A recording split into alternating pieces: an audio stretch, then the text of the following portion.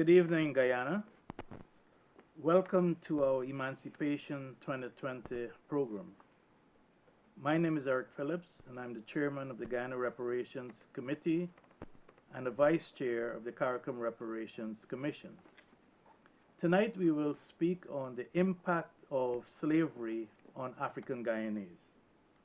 As you know, enslaved Africans received their freedom in 1838. That was 182 years ago.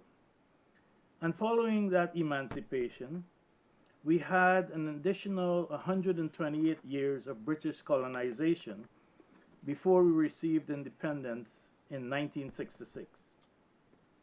In between emancipation and independence, there was indentureship, in which 30,685 Portuguese arrived between 1834 and 1841, followed by 238,909 Indians who arrived in Guyana between 1838 and 1917, and of which 75,547 returned to India. And then we had 13,541 Chinese arrive between 1853 and 1879. Of course, you should remember that in 1838, only 84,035 Africans were freed. Tonight, we have four presenters on this topic, the impact of slavery on African Guyanese. First, we will have Jonathan Adams, who is the vice chair of the Guyana Reparations Committee, who will speak on the geopolitical impacts of slavery on African Guyanese.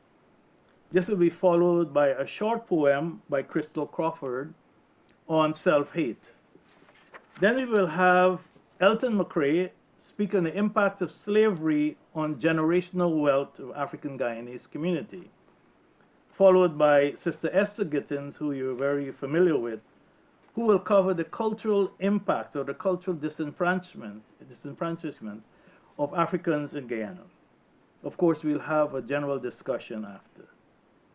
So I'll start this program by asking our technician to play a mood, to give us the mood by playing a tape called The Middle Passage.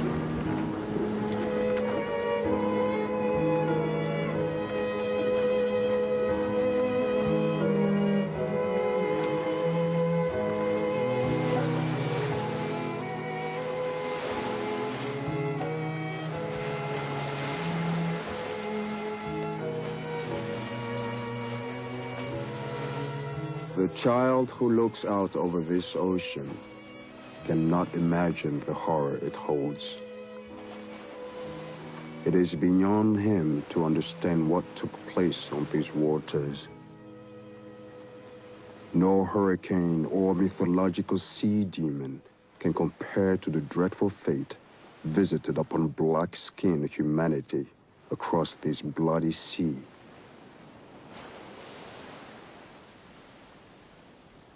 When it comes time for us to teach our children about this malevolent age, we must be willing to remember the Holocaust in its entirety. This will prove to be a difficult task.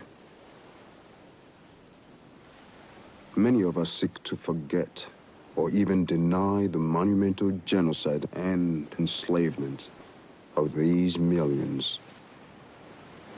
For others, it may seem like some long forgotten past.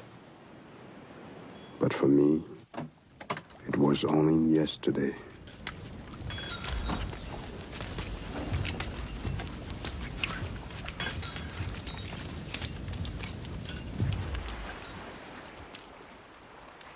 In the beginning, I saw the ship gliding into port, a boat stealing under cover of darkness like a thief.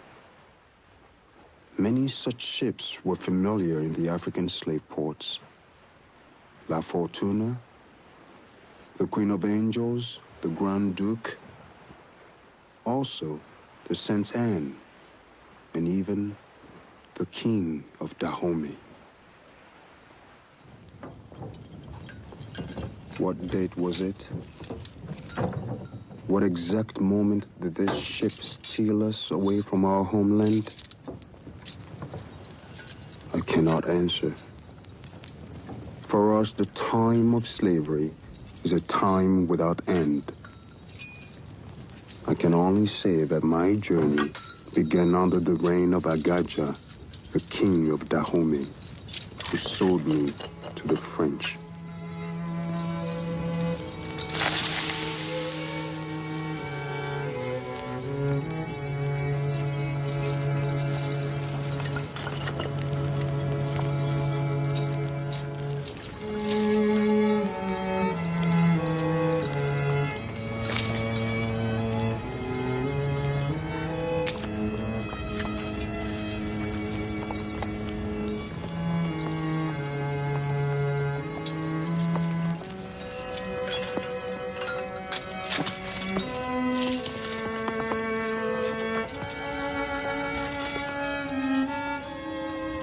We were from every corner of the continent.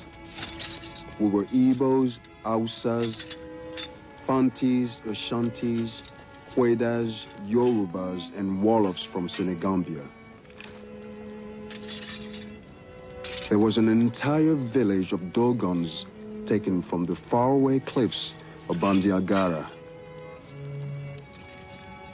There were even Mandikas, Peuls, Bambaras, and me, just another black body in a sea of dark despair.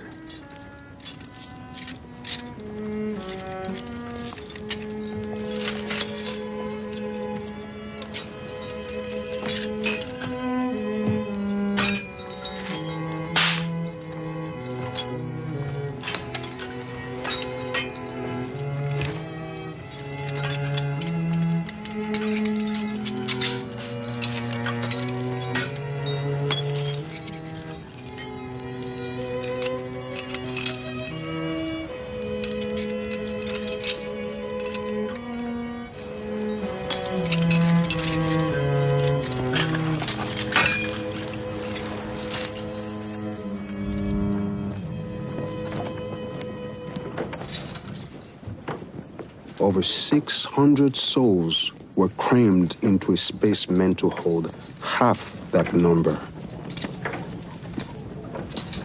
The air was thick with the stench of sweat and unclean bodies. Even the jailers could not stand among us for long. Reeking of filth in unbearable heat among the crowded heaving of dark flesh in darkness. This was the atmosphere of the slave hold. Yes, my name is Jonathan Adams. I'm the Deputy Chair of the Guyana Reparations Commission. I would like to give those who have allowed us to come into their homes the greatest of respect.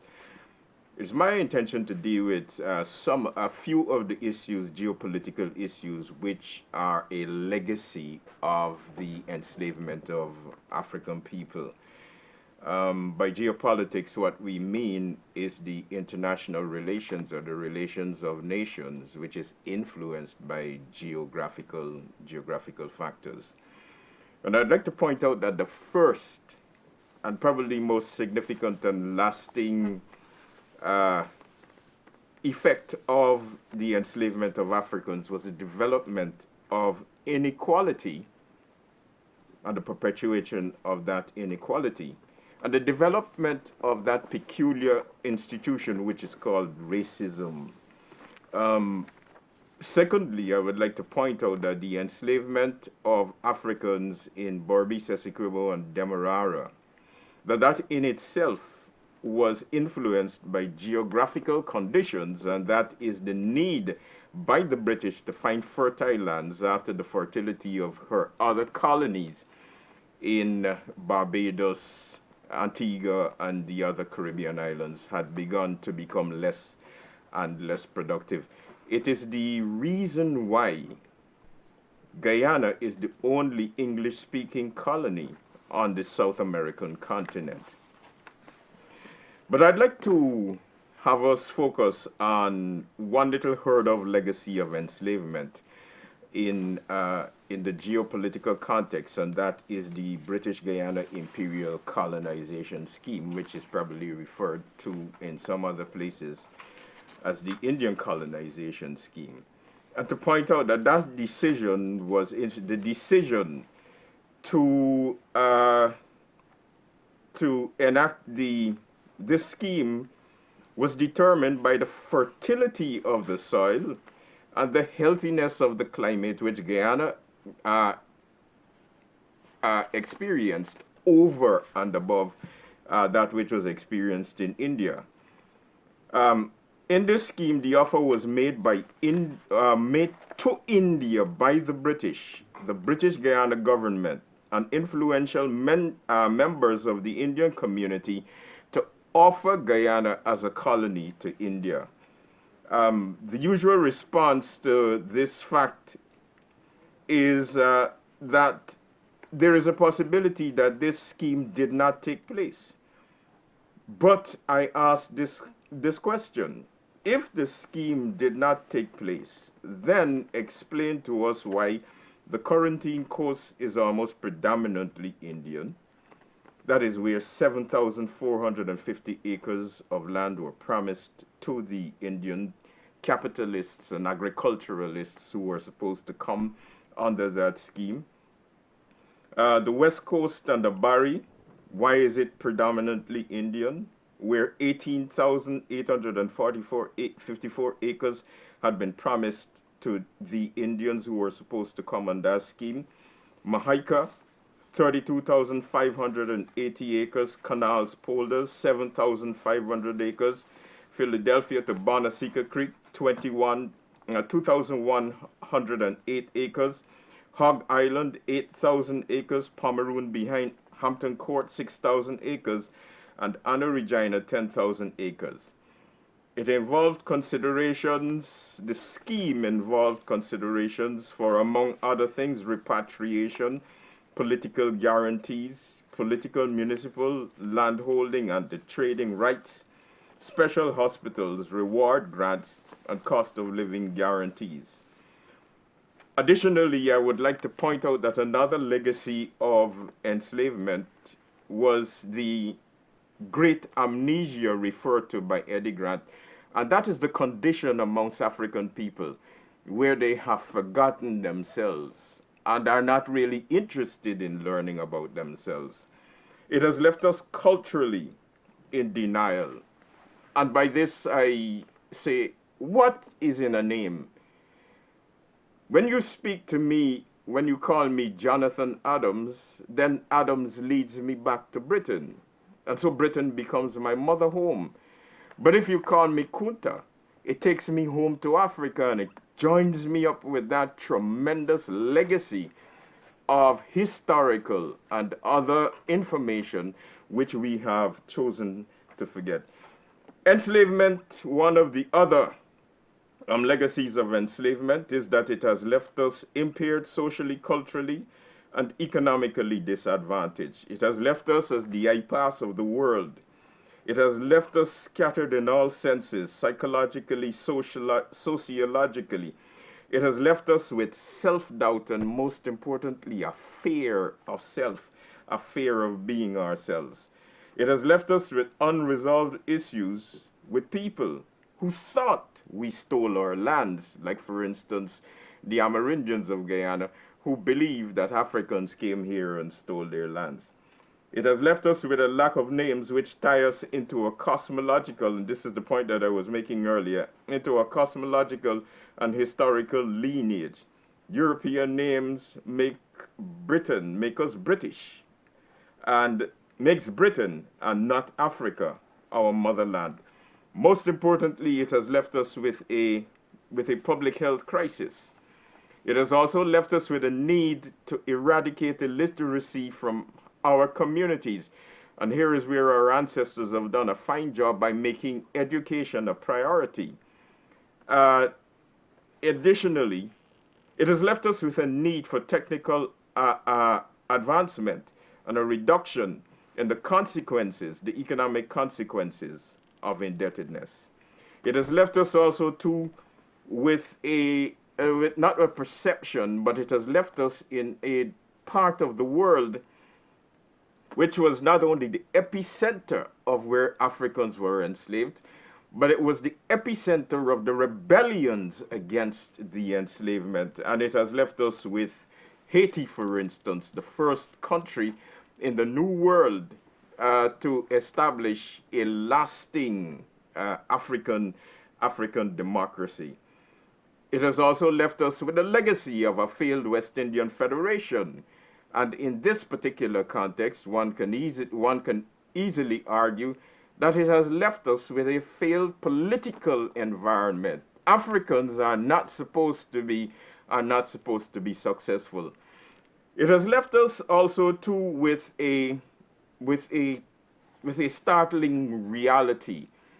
And that reality is the working of people within the Guyanese context to destroy the University College of the University College, which eventually became the University of the West Indies.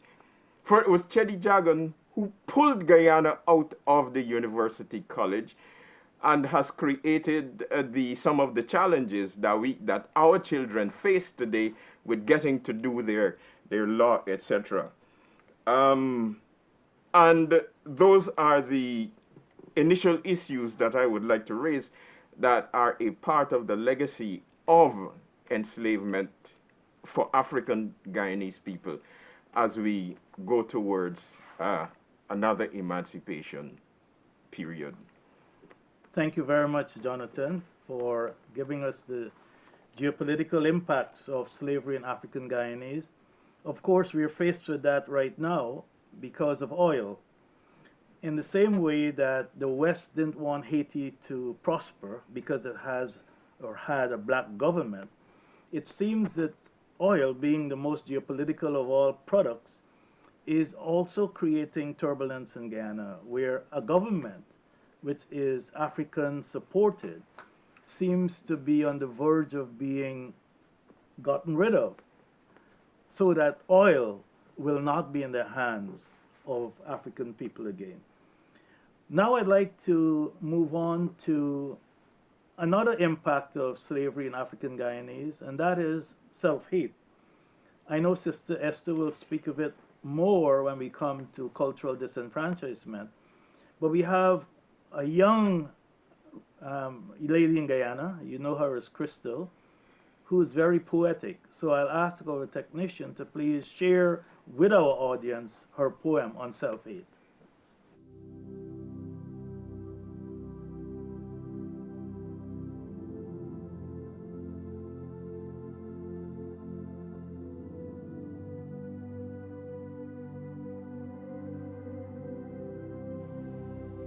Black Lives Matter. Does my blackness scare you? Or is it my strength that intimidates? Is it my resilient mind or my robust facade? Are you confused by my meekness or my loud, thumping soul? Is it my curls that confuses you or my pressed edges? Tell me, because Black Lives Matter. Is it the drive that motivates me, or the passion that surrounds my core, pushes me to succeed against all odds?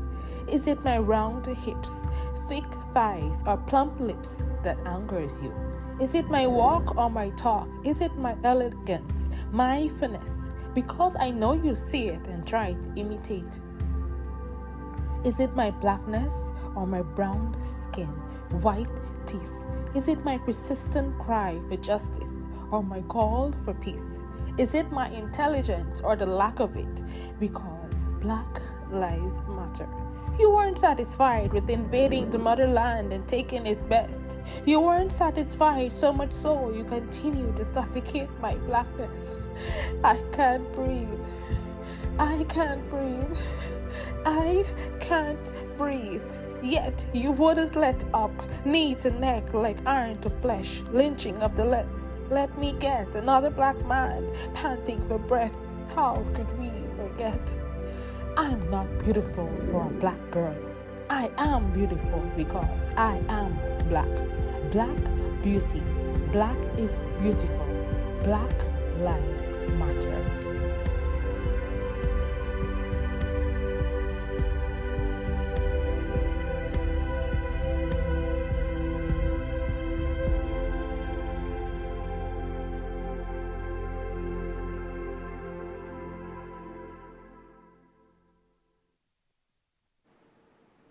Thank you, Sister Crystal Crawford.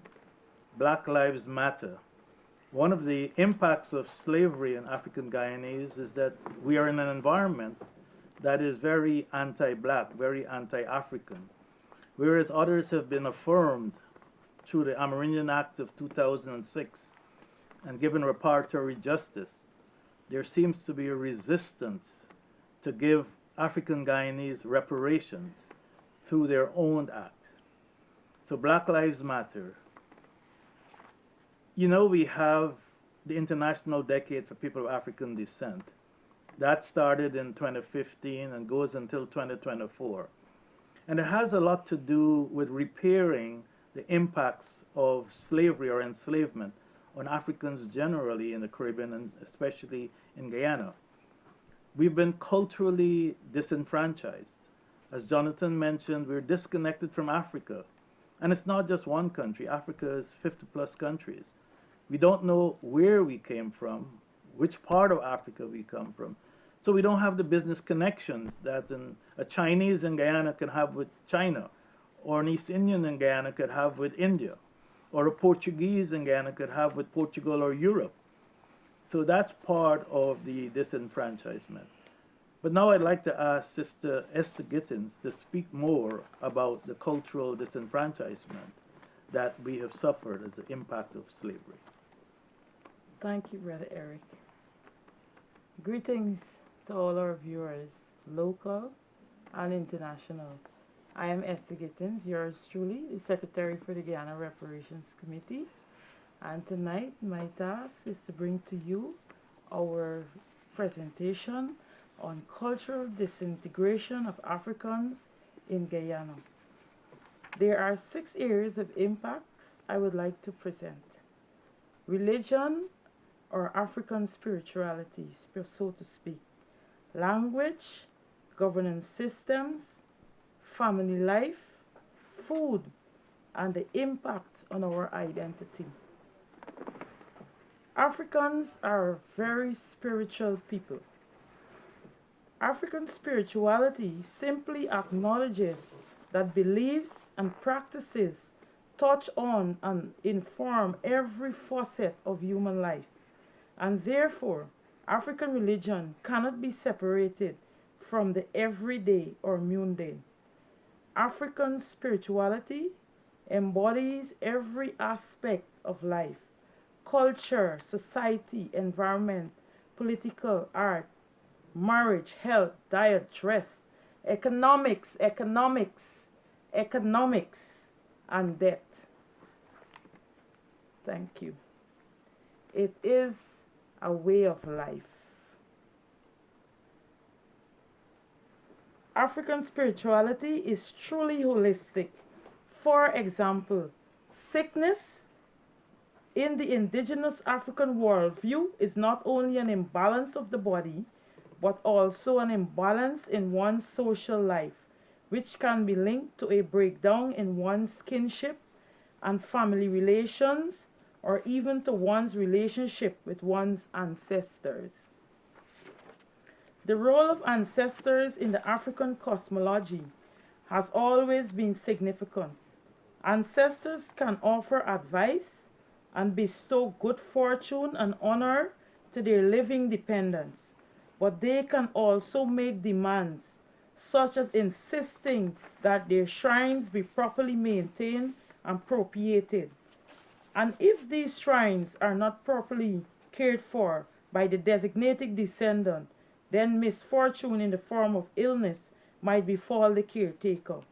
A belief in ancestors also testifies to the inclusive nature of traditional African spirituality by positing that deceased practitioners still play a role in the lives of their living descendants. African spirituality reflects the multiplicity of ways that traditional African spirituality has conceived of deities, gods, spirits, beings. While some African cosmologies have a clear idea of a supreme being, other cosmologies do not.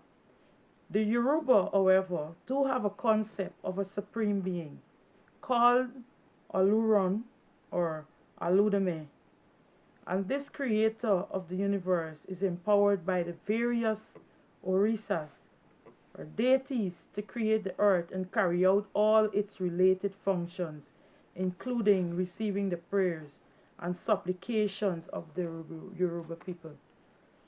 So in other words, Africans are a diverse people when it comes to spirituality. There is no one set way that applies to everyone. We are a people of diverse cultures, and to quote His Imperial Majesty, Ethiopia enjoys the benefits of diverse cultures. When our language was beating out of us, it hindered our spirituality. It hindered every aspect of our life and development. Because for the Africans, everything stems from our spirituality.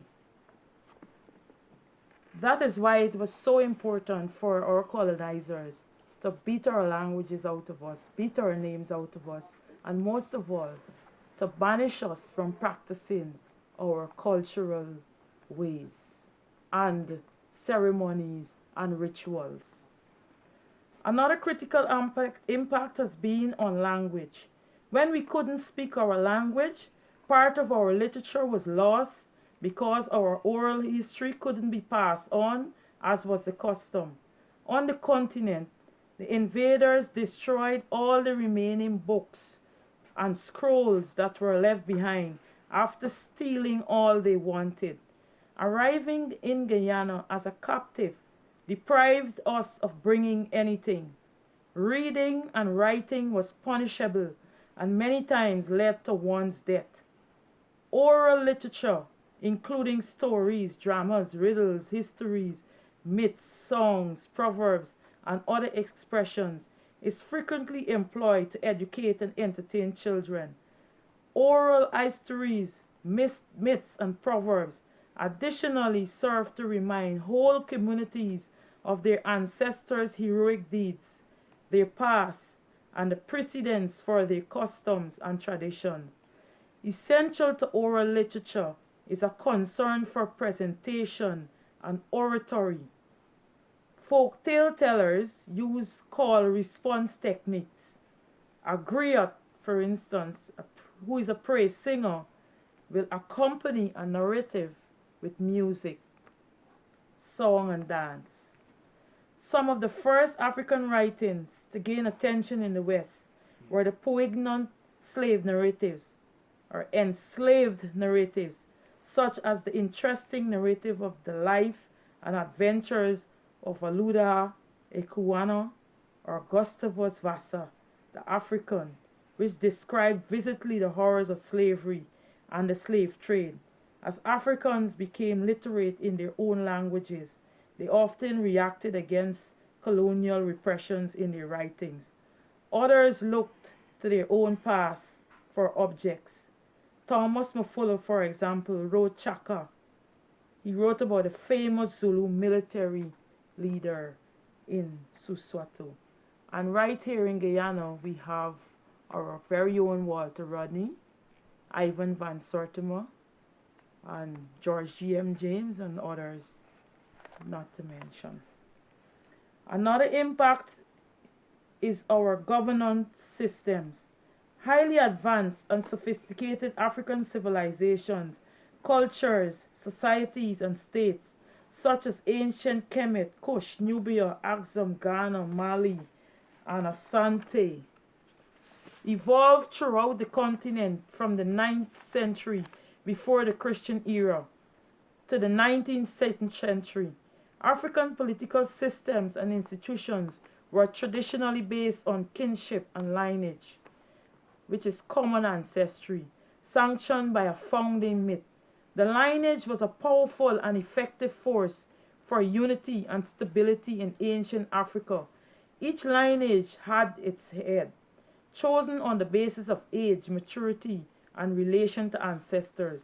The old, or ancient as we would say, respectfully referred to as elders, were often chosen as lineage heads because of age and experience was usually associated with wisdom. Each ethnic group had its own system of governance. In all indigenous African societies, political organization began at the lineage or village level. Religion, so to speak, defined moral duties and controlled conduct. It informed laws and customs as well as accepted norms of behavior. In African systems of thought, religion is an essential, or spirituality is an essential part of life. Indeed, spirituality and life are inseparable. What this description accurately portrays is the belief held among African communities that the supernatural powers and deities operate in every sphere and activity of life. Religion and life are inseparable. Spirituality, I would say, and life is not compared into sacred or comparted into sacred and secular. Everything is divine. Prior to European colonization in the late 19th century, Africa had a very long history of state building, as well as a rich variety of social formations that were decentralized or stateless. Some of the first examples of state formation in human history developed in the Nile River Valley in the 4th millennium BCE. Nevertheless, during most of Africa's pre-colonial history, a significant portion of African people lived in small-scale, egalitarian societies in which government was more a matter of consensus among the entire adult population than ruled by an elite few. One of the major contributions that historians of pre-colonial Africa have made is to demonstrate the enormous variety and complexity of pre-colonial African political systems, and to challenge the notion that political complexity only exists in centralized states. For example, I would say the European philosophy teaches that we personalize God in one single figure. As Africans, we see God in everything. We see God everywhere. We never personalize him and put one singular image to him. We saw the Almighty Creator everywhere and in everything, and everything was divine. Another aspect of our disenfranchisement is family life that is impacted on by slavery. This was totally destroyed. Yes, family life was totally destroyed as mothers, fathers, and siblings were systematically separated. Today we wonder why we have so many African children who are totally dependent on their mothers or other females in the family for their upbringing. It was customary for the enslavers to castrate most men, leaving only a few of the best for the purpose of breeding. Well, these they call studs. When quite a few women had been impregnated by the studs, it became dangerous for them to keep a man in the same place with his women and children. Of course, they knew that they were his women and children, because if a woman has several or a few children for you, she will become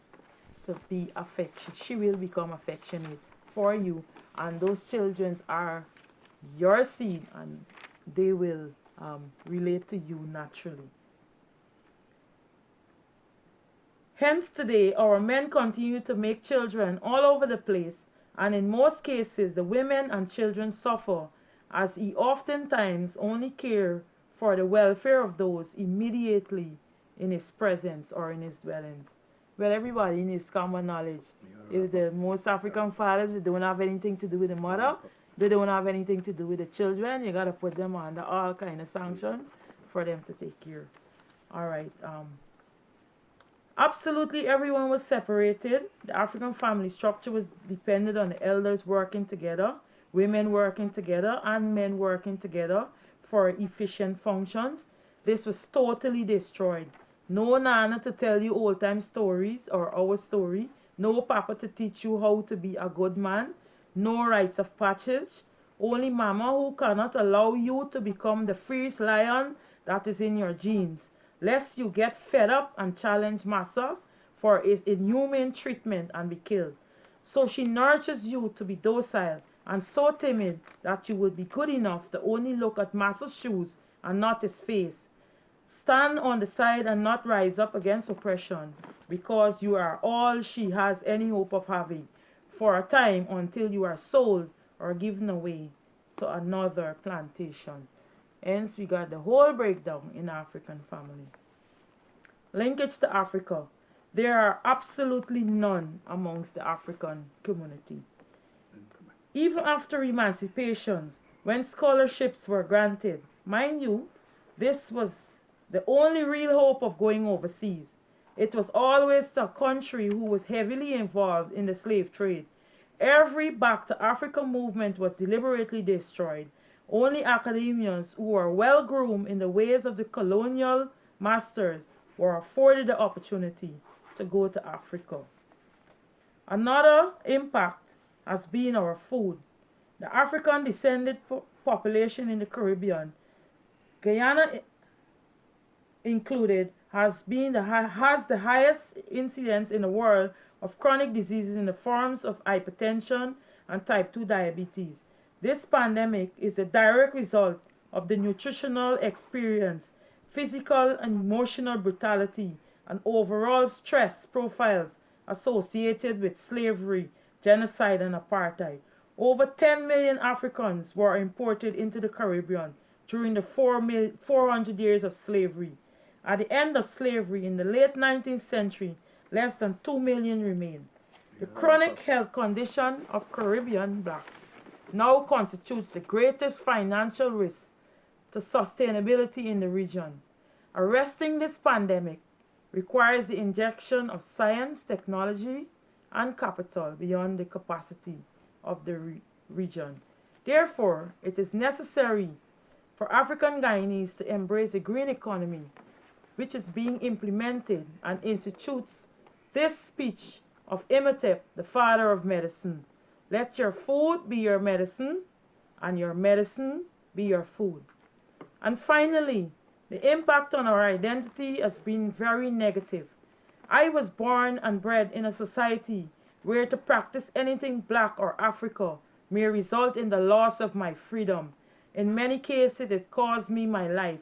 So my black divinity became a secret. Churchgoers cherished in the freedom they got every Sunday. Freedom they got every Sunday when they went to church. Jesus became the new password to survive. Everything black. Forgive me for using the word black. I'm sure the continent was not called Africa when the transatlantic slave trade began. was ostracized and demonized, so to speak, I began to ask myself, why was I born black? I experimented on how to get my hair straight and face white, like the mysteries, and wished every day I was not born black. I began to fashion all my ways after my oppressors in order to get a few favors. Maybe the clothes master didn't need anymore, the intestines, face, and feet of the slaughtered animals. If I spy on my fellows for massa, after all, it was better to be a house slave than a field slave. From your black, you have to stay back. As times came and went, I wanted nothing to do with anything black. I hate farming because I still remember the whiplashes across my back. Them drums does provoke demons, I say, each time I hear the talking drums. Watch them walking over, you know. They ain't getting them no way. They will all go to hell, We gotta wrap up. I say when I pass the seawall and see the women in all white. Watch them people said and doing them thing, I say, when I pass the East Indians with their jandy flags at the seawall. I self-discriminate. Self-discrimination has me so bad, I don't realize it is my ancestors they are honoring. My ancestors who jumped or was thrown overboard in the transatlantic trade slave. It is my ancestors who were buried alive when they suffered an injury whilst building the seawalls. The greatest monument left for us to remember their pain and suffering. And I don't recognize that I should be the one honoring because they are my link to Africa, my past and my future. I don't recognize that they are really my guardian angels who would always be with me as long as I accept and I communicate with them. Brother Eric is saying to me, I have to wrap up. You should But Brother wrap up Eric, now. Thank you very much. We only have 12 minutes a left. few more lines. No. We have only 12 minutes left. You've covered a lot. You've covered that we've lost our names, our food, our spirituality, our identity, our family life, our health, and also we're subjected to white superiority complex. Brother Elton is supposed to be here to speak about another important aspect, which is about generational wealth. What is the impact on slavery on generational wealth of Africans in Guyana? And that has been perhaps the most significant thing. As you know, emancipation brought physical freedom, but not economic freedom. Emancipation brought cultural freedom to a certain extent, but not cultural equity. And so the impact of slavery on African Guyanese has been significant. When it comes to wealth, enslaved Africans were never paid for over 200 years. Indentured servants were paid and were given land. So they had a competitive advantage in terms of generational wealth creation throughout the history of Guyana. If you look at the Amerindian Act of 2006, Amerindians have been given land, approximately 13.8%. Now it's about 15 or 16. They were given an Amerindian Development Fund, and they were given a Tashaus Council to manage their affairs. Plus, there's also a ministry, which is about 1/10 of the national budget that is used to help Amerindians manage their affairs. Yet, 473,000 Africans died to build Guyana, and they haven't been given reparatory justice like Amerindians. And land is generational wealth. Africans bought villages during the village movement. There were a lot of attacks on that enterprise. There were 12 different activities taken by the governments at the time to make sure that the village movement did not succeed, but it still has. But move forward today, and it comes to generational wealth. Guyana has given out 8 oil blocks, plus 4 additional ones to corporations. Of the 8 oil blocks given out, 7 went to Indo-Guyanese and 1 to Portuguese Guyanese. And yet Africans have gotten nothing, no oil blocks. So this is another dimension of generational wealth. You look at the lands that have been given away. You look at the forestry concessions, you look at the gold concessions. All of these have been given out to other people who did not build Guyana, who came here after 1838. And now you see the great inequality that exists in generational wealth. Name the top 1,000 businesses in Guyana. How many are African? It's not because Africans are not business people. The village movement tells you we are. We were the first entrepreneurs in Guyana through the village movement. But it's because we were not given the banking assets, we were not given the lands, we were not given the capital to create generational wealth. And that is why it's very important that we do have reparatory justice. I'd now like to take a break before we come back to a general discussion to ask our technician to play our last video about reparatory justice, because reparatory justice is one of the few things that will negate the impacts of slavery on African Guyanese. Can we have that, please? For real, but I never too care. Not care about them. Because, see me, Shocking Murray, I'm not in this business for fame nor fortune. Better know, I'm in this business for the upliftment of my people. That's right. And to spread the love and the joy. Yeah. They took me from the east and carried down in the west. How can we forget? Them say slavery abolished, but it still have an effect. How can we forget? We built them economies through blood, tears and sweat. How can they forget? They rob up everything and took away what we forget. How can we forget? That's why me a chant reparation, reparation. You better take this to consideration. Reparation, we want a reparation. And don't come tell me say me wrong. We a chant now reparation, reparation. This one reaching out to the Western nation. Reparation, we want some reparation. And don't come tell me say me wrong. Yeah, the Jewish people them that get killed in a Deutschland, me say, and to this day them getting reparation. Not to mention all other nation, and to this day them getting reparation. What a devastation that they took place on the plantation. On a kill, on a slave, on a rape, on a hang. This reaching out to the European Union, we want some reparation, reparation. You better take this to consideration. Reparation, we want a reparation. And don't come tell me say me wrong. We are chant now reparation, reparation. This one reaching out to the Western nation. Reparation, we want some reparation. And don't come tell me say me wrong. Well, alright, remember when you used to slave me physically, I know you want come slave me, you know you mentally. Me tell them to fi back off with them falling. Now me see them all about and a brag and a jolly. But not because we join hands with the wicked, they shall surely not get away. The wicked shall not go unpunished, I say. The Most High shall slew them one day. That's why me chant reparation, reparation. You better take this to consideration.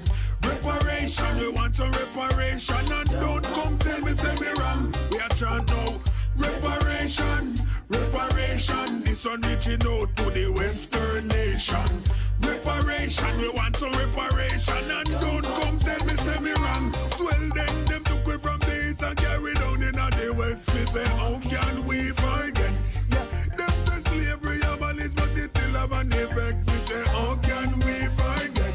Yeah, me say how we build them cities through blood, tears and sweat. Me say how can they forget? Yeah, them rob up everything and took away what we forget. How can we forget? That's why me chant reparation, reparation. You better take this to consideration. Reparation, we want a reparation. And don't come tell me say me wrong. We are chant now reparation, reparation. This one reaching out to the Western nation. Reparation, we want some reparation. And don't come tell me say me wrong. No. What goes around comes around. You sleep in your bed the way you spread your bed.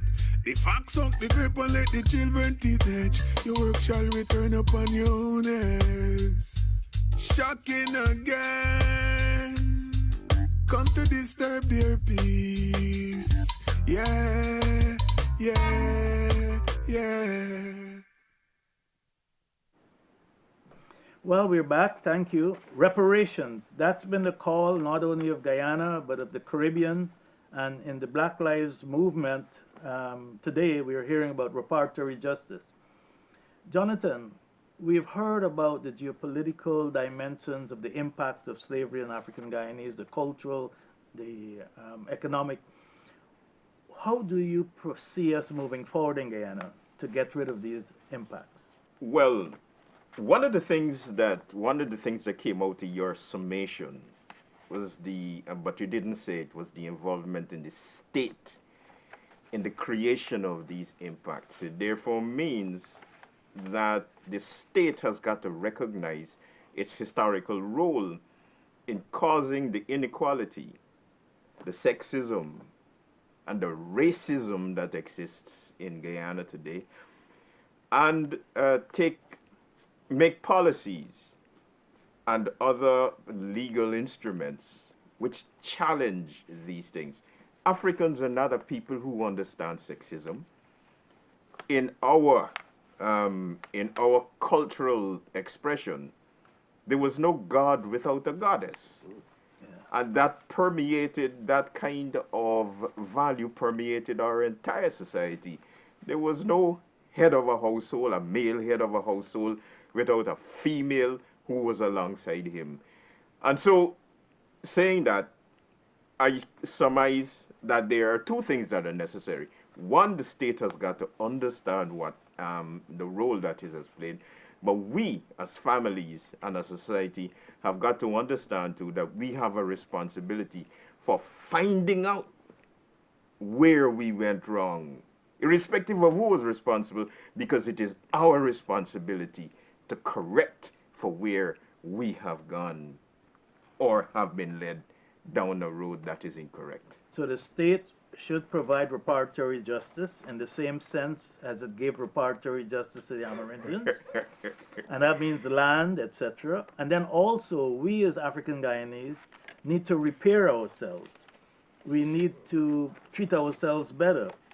We also need to push for a system of governance that is not winner take all, because that's not our culture, as was shown in the village movement. We were sharing people. We like community development. We don't like winner versus loser, because we sacrificed a lot for Guyana, 473,000 lives, and we should be in a system that allows us to repair the past and to live in harmony.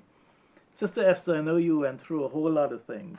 Yes, Brother Eric. What do you think should happen if we are to repair the impacts of all these negative cultural disenfranchisements we have? Well, the repair, Brother Eric, and I shall continue because this speaks to that. Right. In closing, I continue. I hate my hair, I hate my skin, and most of all, I can't stand the drums. Who wants to go to Africa with all the suffering and starvation and famine? Colonialism has done a good job on me, but the tides are turning. This is the UN International Decade for People of African Descent, with the theme Recognition, Justice, and Development. Today, I am blessed to see many women sporting their natural hairdos and loving their black skin enough to not to want to bleach it. Every day, I see the shikis in the street. As a black African, I know life is a cycle. This is our time. We are being rejuvenated. The cosmic energies are right and aligned with us. We honor our ancestors. Only my ancestors were hung on a tree for me. It was only my ancestors who died for me. They only are my saviors. Every generation has a savior. We have a long line of saviors here in Guyana. King Kofi is my savior here in Guyana. Damon, African Janet, and Tiger Bay Nelly are our saviors, to name a few. We honor them. And every day is Emancipation Day.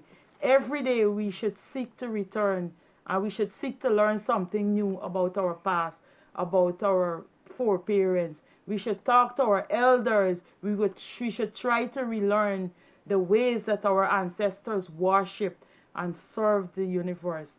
it is not lost. It is in our DNA. The village movement has proved that we still have all that we are in our genes if we would only acknowledge. So thank you very much, Sister Esther. I'd like to wrap up because we're short of time.